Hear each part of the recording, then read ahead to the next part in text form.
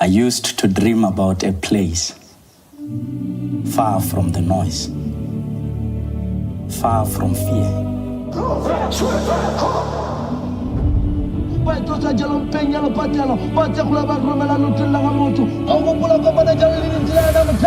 place where your dreams were just the beginning. And Musana Technology Aran, the best and also the captain of the most amazing team of the world, Shashalaza FC, and I'm back with born and bred in the deep mountains of Sabula, and today we are reporting live from the Great Tiro Hall in University of Limpopo. What are we here for? We are here for the premiere of Studying Under the Barrel of a Gun. Red carpet moments, by the way. Red carpet outfits. We're playing the part. We're super excited. This is the movie that tells the history of University of Limpopo. Some of the things that I didn't know about as Same. Well. I didn't know that Tiro Hall, for this hall to be even named after him. Exactly. That was part of the revolution that led to a whole lot more of historical moments. I didn't even know, student movement started here at the University of Limpopo. I wasn't aware, the likes of Bo Ernest, because, oh my God, I have to get the book. And we're blessed to have him here with us. Thank you. He's literally here with us. He's literally with us. Yeah, Ongwisha. So this movie is going to capture the moment of when the university was militarized. Apparently, we're going to Masol and more campusing. So when they say studying under the barrel of a gun, it's literally studying under the barrel of a gun. They were monitored through the lecture halls, everywhere. Now we have to go back to what the director said to say. Now the month June is not only celebrating one province, but also we have something to grab on, we the have history. To hold on to. Thank you so much. My brother.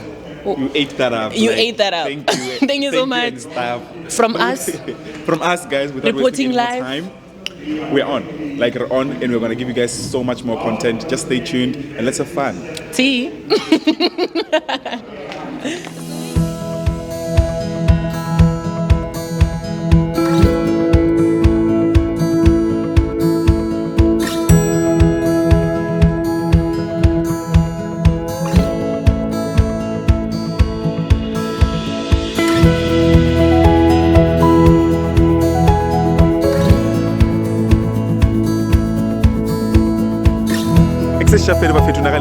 Give to Arab Malope, born and bred in the deep mountains of Kamjaja, Sabula, and we are still at Tiro Hall at the premiere of Studying Under the Barrel of a Gun. And it's very man of the moment, man of the match. How are you, brother? I'm good, brother. How are you? I'm good, man. This is Mr. Tebogo Malope, yes, sir. The director of the movie. How are you feeling? Tired. Yeah, no, that whole thing, I saw that we are rushing, we're moving at speed. Look, I'm tired, but I'm relieved. When we took this on, it seemed impossible to everyone. And today, June 12th, we're launching the movie, so excited. I know, clock it.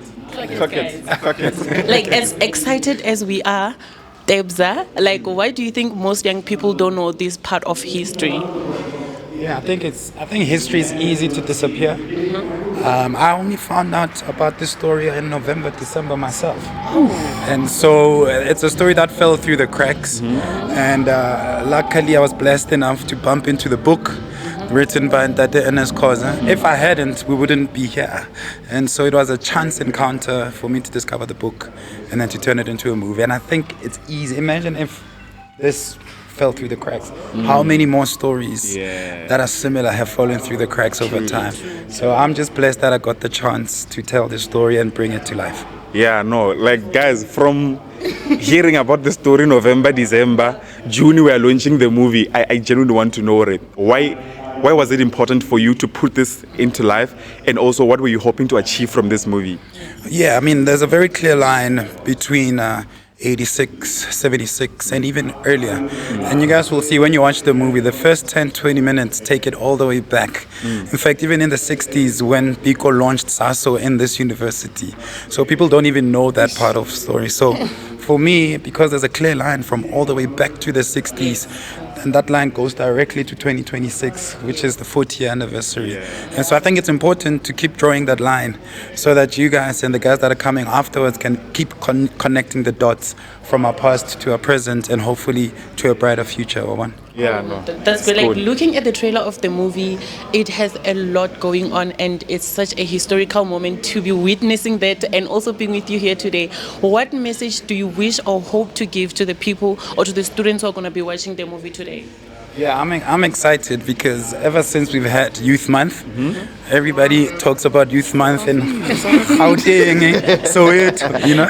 And so for me, for the first time from 2026 moving forward, I think the student activism, youth activism, I think it's no longer just going to be about Gauteng and Soweto and Serafina. I think Polokwane, Mankweng, Limpopo is now telling its own version of events. And so I'm excited that young people from this province and from this town can have a part of history that they can hold on to. And that Youth Month stops being a one province conversation. It's a more of a national conversation. So I'm proud about that. No, thank you so much, man, for putting this into life. We're excited to watch the movie, and we're excited to celebrate all the heroes that came before us to ensure that we have such moments to celebrate. And like I said, Bafetu, we are reporting live from the great Tebogo Hall in the University of Limpopo. We're going to have to let the man of the moment go, Marosawa. We still have more people that we're going to give you guys. Thank you.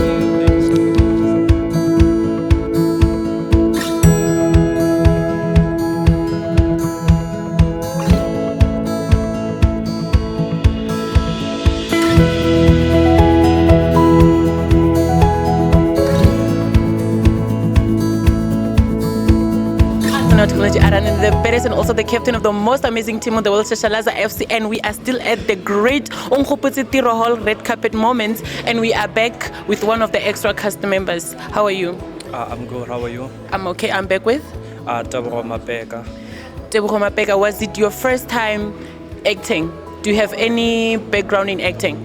It was my first time being like behind the actual camera, but then I'm a performing arts student, actually a media study student. Acting, I was doing acting as a module, so having to do this was kind of like an opportunity, actually. Oh, okay. So how was your experience throughout the whole cast and everything? How was your experience to be featured in the greatest and the most historical moments here at the University of Limpopo? Having to work with like directors like Tebogo Malope, it's like one of the best moments I've ever experienced, and having to be like on the actual camera, behind the scenes, on set, experiencing having like call time, and it was like reliving the dream. Actually, I was living the dream, living the moment, so it was an opportunity and I'm ready to like run with it. Oh, okay. Speaking about dreams, do you think like you could produce something like this as time goes on, as you just mentioned that you're a media student here at the University of Limpopo? At the peak or at the experience of someone like Tebogo, I'd say I might try, but then like I gained experience here and there. Also when I was doing my practical modules, when we were conducting a documentary about Professor Matlo, the VC. So yeah, it was like, it kind of like added to my degree as well, and then so. Well, that's it from us. Still on the red carpet on Tebogo. Thank you so much.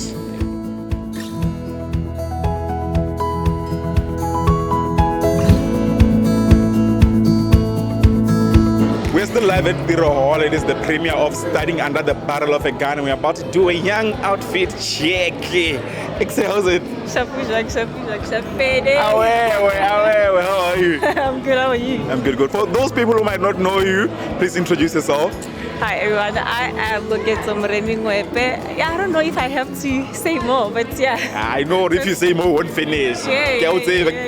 CV, so I know you personally, and I know when it comes to putting together an outfit, you never disappoint. And we just want you to take us through the moment, or what is this outfit looking like? What is it giving?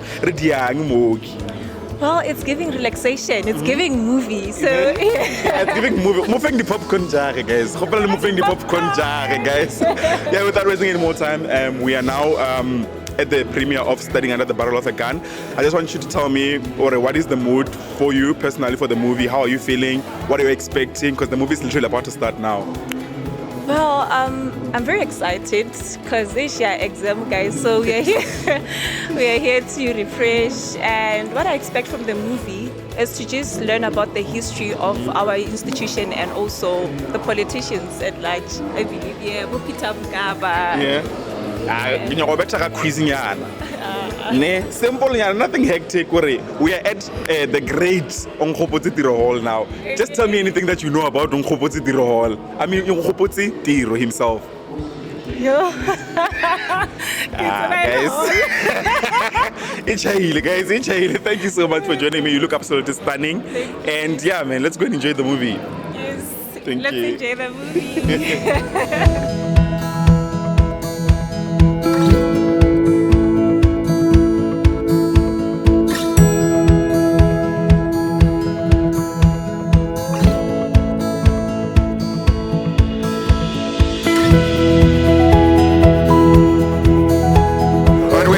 Onkgopotse Tiro Hall in the University of Limpopo at the premiere of Studying Under the Barrel of a Gun, and we have one of the actors from the film. Maise, how are you?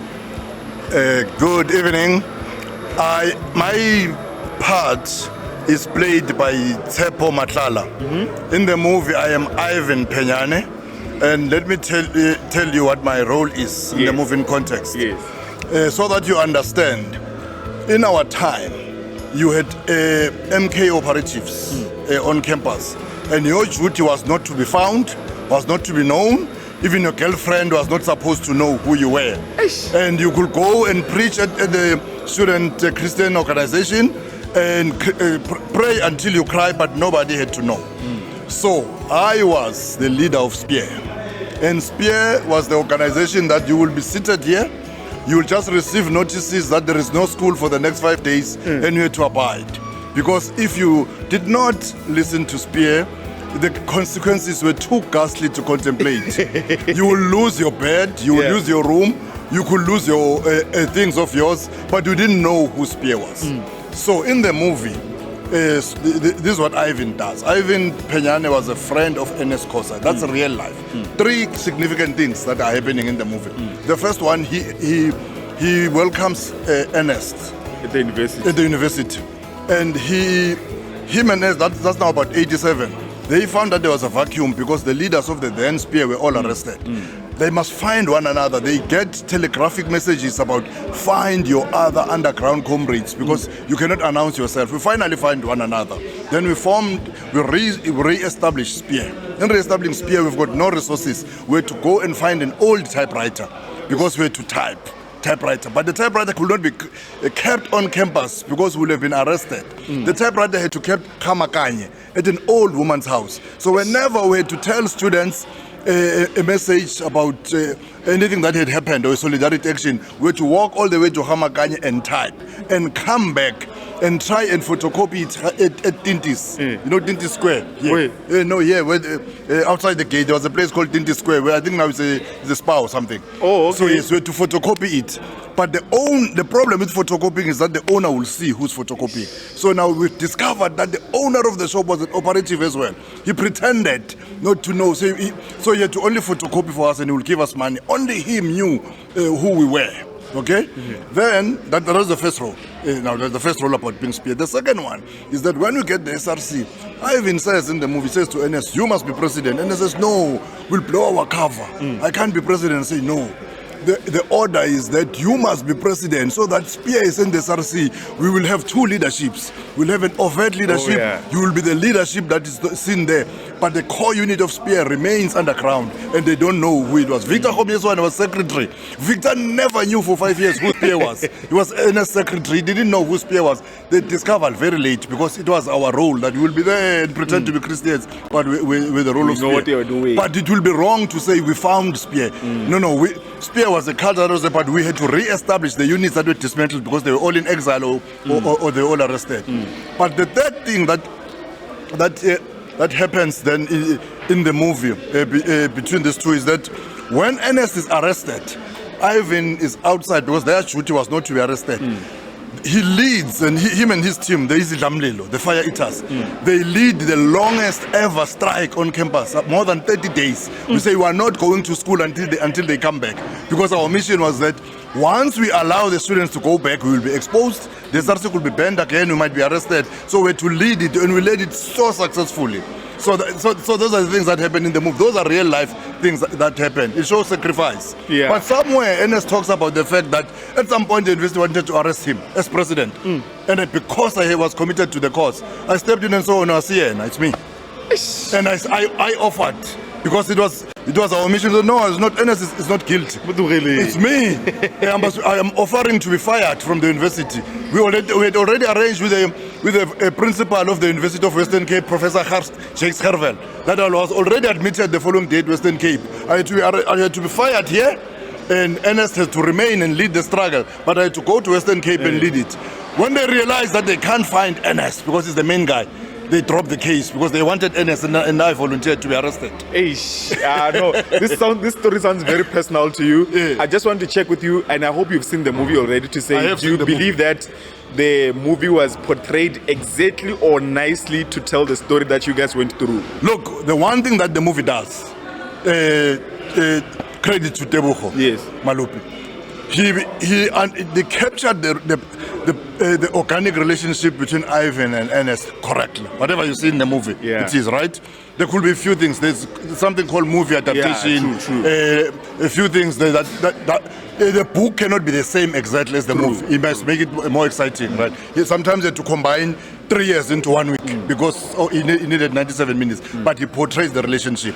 But he also portrays how this Ivan is a strange character who seems not to know, but he knows what is exactly happening. There's somewhere where he goes and he says, no, now I must go. Says those guys outside knows what's happening on campus. Of course, because our unit, we're just 6. If we wanted no school tomorrow, there will be no school. If we wanted to switch off the electricity, we will switch off the whole electricity. If we wanted to switch off the entire dining halls, we will do it. We knew all of that because we had engineer guys who knew exactly everything in the university. And that's why we had to be few. We could not tell anybody where it was. So that was an underground training. Thank you so much. You guys played a very vital role in who we are today. Oh, the last part. Yes.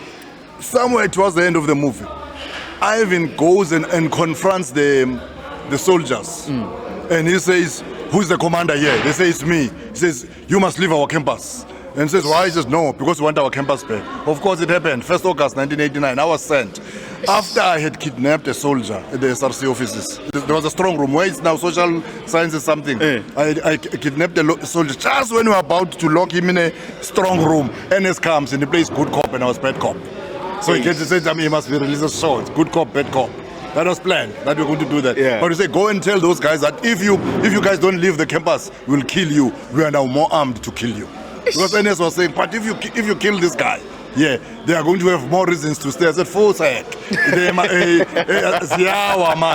it's 1989, Mandela must come out, we want our freedom, we are tired. These guys have been here for 3 years. And so that was the contradiction. So to manage it, we marched to the soldiers. Students stayed outside on the ground. I was sent with Advocate Modini Mamanya, he was a student then, to go and go and evict the soldiers who have been evicting us, to go and give them an ultimatum. So today you are giving you an ultimatum after 3 years. We are tired. Kill us if you want. And the young man who's playing that Tsepo Matlala. Yes. Plays that role very well when he gets to confront Yes, I've seen some parts and I'm very much pleased. Go and look for that part where he goes. It is the things that Ivan does there is portrayed very well. Now let me not miss too much on the movie, and also may you also travel safely. Thank you very much. Thank you so much for the vital role that you played with your team. Sure. I know we are very happy.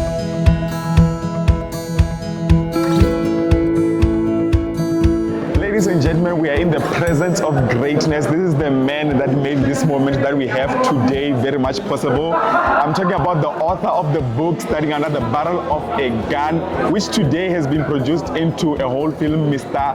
Ernest Kos. Very happy to see you. Thank you so much. It's such a vibrant environment here. Everyone is happy. Yes. I see we had a VC, we had the chair of council, we had presidents of previous SRCs, and there was peace in the hall. True. Thank you so We were very much manageable today. Thank you. So it's been 40 years since the stories happened, and we just want to know why today. How are you feeling today that what you wrote 40 years back has now been produced into a film? When you watch the film, what are emotions that you're going through? Well, mixed emotions. First, it brings back the pain of 40 years ago when things were not well on campus. There was no academic freedom. We were really studying under the barrel of the gun. I was SRC president. At that time, I slept in 7 different rooms per week. You can imagine. You can imagine how it feels like when the army and the police are looking for you all over. So it was not a comfortable period at all. It was also a period of what we may today call academic terrorism. When a lecturer will come to class and say, "Oh, there's 300 of you in the history class. There's no way we've ever had a 50% pass here." And the following day, it's 40% of you, and he says this. So it was a very difficult moment.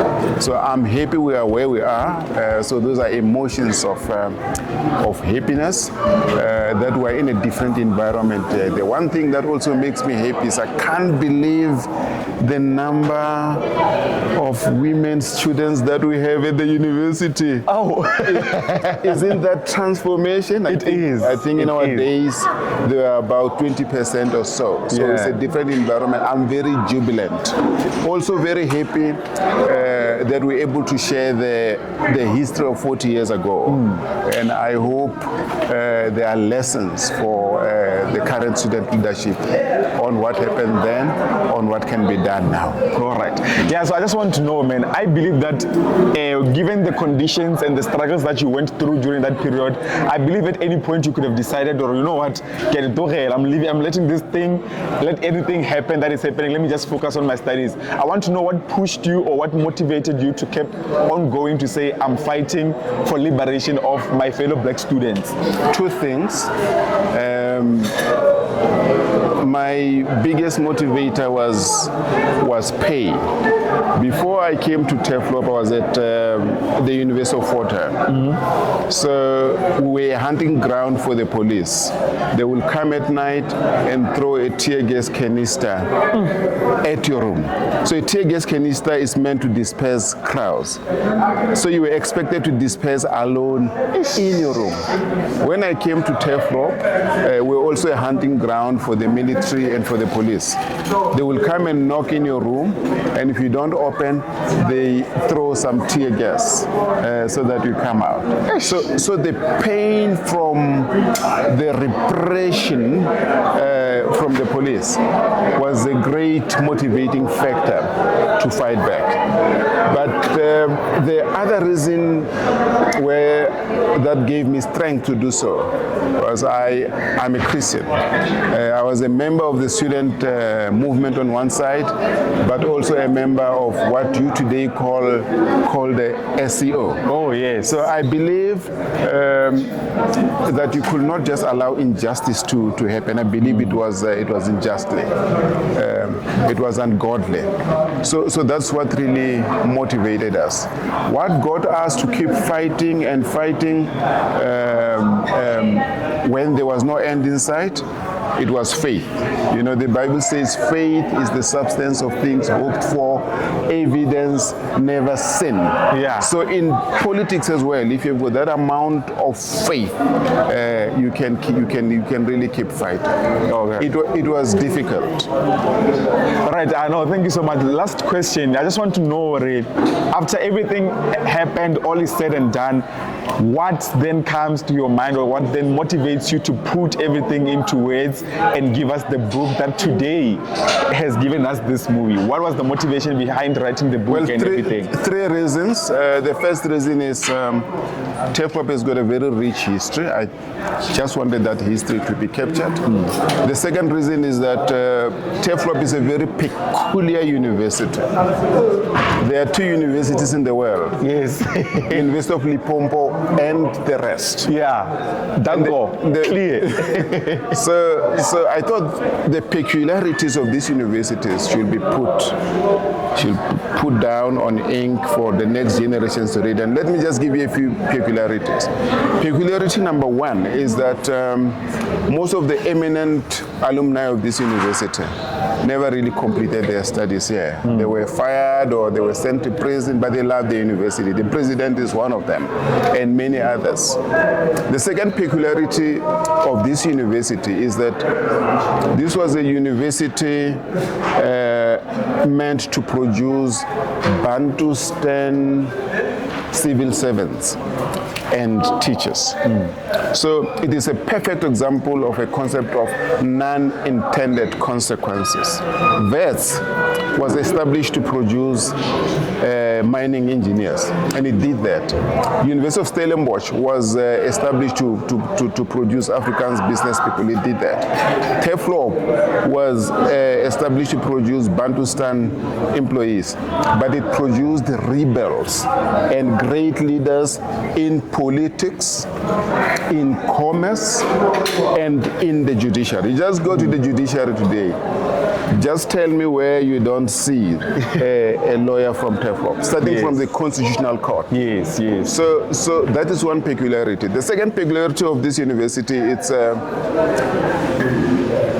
there was a time when we were not encouraged to do commerce, but some of the best business people in this country come from Teflop. One of them is Dr. Roel Koza, and many others. So much that in the 80s, a British company called Unilever used to say, if they want to recruit people for marketing or for top management posts, they will recruit people from Teflop. Because if you can only attend 40% of your classes and still pass, you can deal with the pressure at the workplace. True. So this is a very special university. I thought that should also come out. Of course, the last reason, it's with the pain that we went through, I just thought it's important for us to write so that those that suffered here, those that got detained, those that got tortured, and the families of those that died and got shot should at least heal. So there is the spiritual part of the purpose of the book, and I hope we shall heal indeed. I know. Just in closing, man, everything that you've said, everything you've written, everything you went through has now been put into a movie. I just want you to tell me, when you were watching the movie, do you feel well represented? Do you feel like, yeah, they depicted the struggle nicely? I was shocked at the accuracy of the movie. Right. In fact, I was in tears. At some point, I left my seat and looked for a corner, to wipe my tears. I think Tebogo, the movie director, should really be congratulated. He's a modern day revolutionary. You know what is the definition of the word revolution? It's moving from one point and coming back to the same point.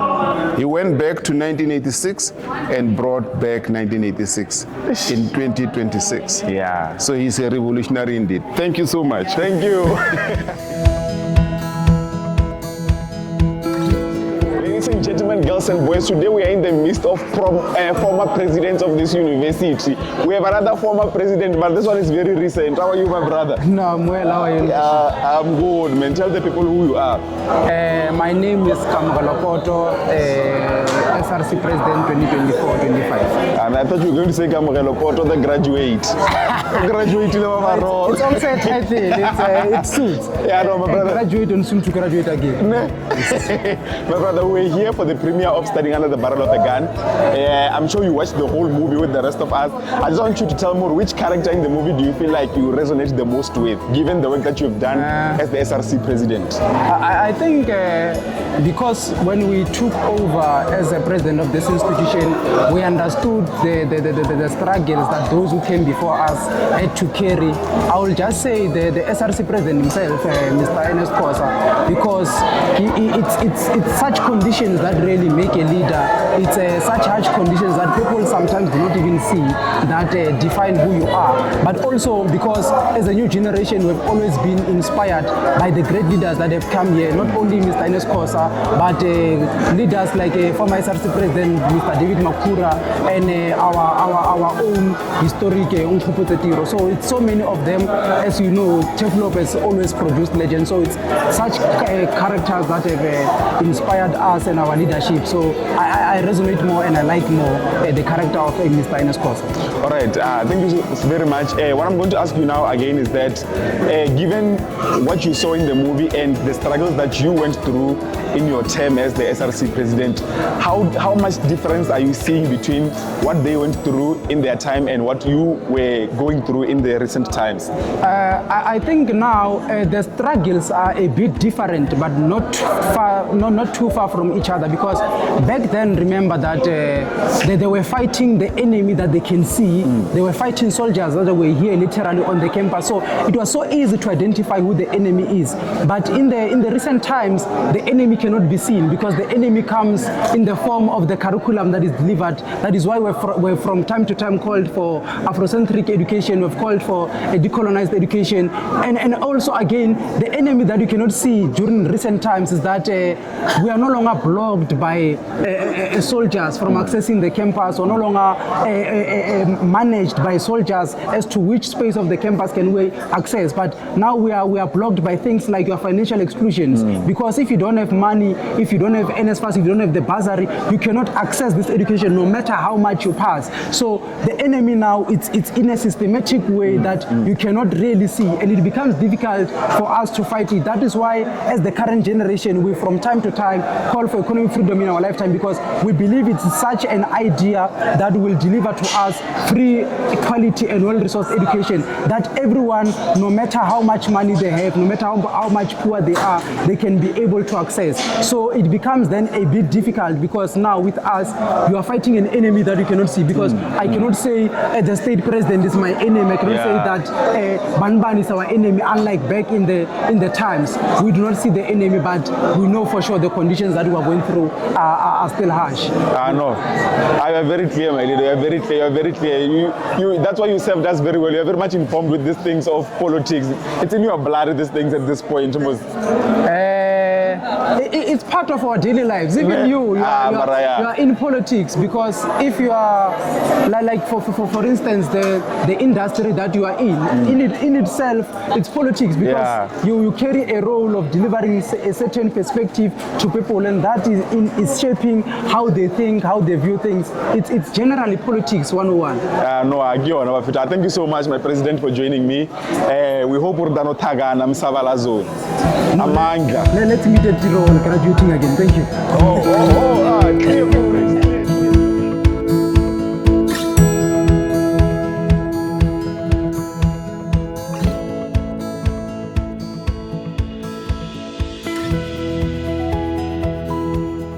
Still live at the great Tiro Hall, and I am back with another one. Moraris Kukun. So Moraris Kukun, today we witnessed the historical moment of 40 years, which was written 40 years ago, and now brought to a film. How are you feeling about that? History opened up the wound or heals the wound. For me, it was a moment of opening up the wound, because when you get to remember of the incidences of the past, somehow you get to live in those moments. And I constantly ask myself a question: would I have survived if I was a student at that time? Yeah. Now, speaking about history, we're gonna do a little quiz question, right? Yeah. What was this university previously called? University of the North. Oh, correct. And who was Mkhoputse Tiro? Mkhoputse Tiro was a student leader here. He delivered a famous speech, which he later was killed for. When he left University of Limpopo, he became a teacher at Morris Isaacson, and later became a teacher of Tsietsi Mashinini, who was the student who led 1976. Yes. Okay. So who comes to your mind when you hear the word student activist? Steve Biko. Oh. Why? I think it's to join a revolution that is properly conceptualized makes it easy because people know why they're in the movement.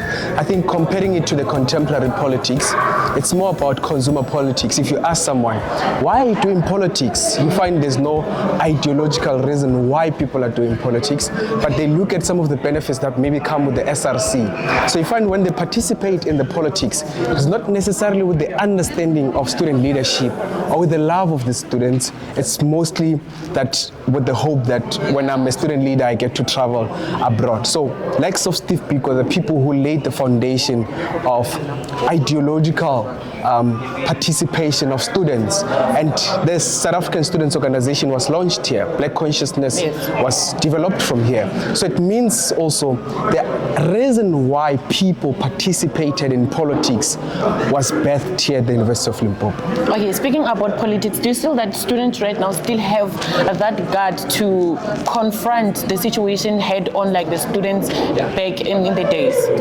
No. I wrote an article last year and I presented it at a particular conference. I make 3 arguments. One, I argue institutional capture. I say student leadership and student politics are merely an extension or an apparatus of the institution. You find the statute of the institution speaks about the establishment of the SRC, and therefore the constitution of the SRC is heavily dependent on the institution. For us to dissolve the SRC, we need the signature of the Vice Chancellor. So it means student leadership is merely an extension of student apparatus. But secondly, I make an argument about political capture. I say, we're not voting for students we believe that they can lead and represent us. We're voting for a political party with the hope that they'll delegate leaders who are going to represent us. And it has been contradictory to what student leadership should be.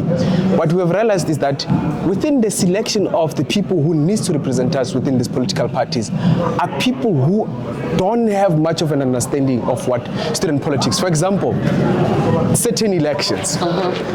This person was campaigning as the president, but when after SRC sits, another person comes as a president. So you ask yourself, what's happening there? So what you find is that it's political capture. But thirdly, I make an argument about ideological decay.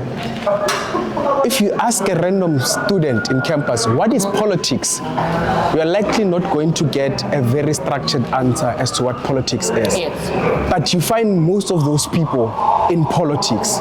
It means their participation in politics have redefined what the actual politics should be with with the politics they participate. What is politics? The art of decision making. And whose interest are you taking those decisions? It should be students. But if you find it's self-centered interests, it's no longer politics. Well, there you have it, Tefi, from us, and ciao.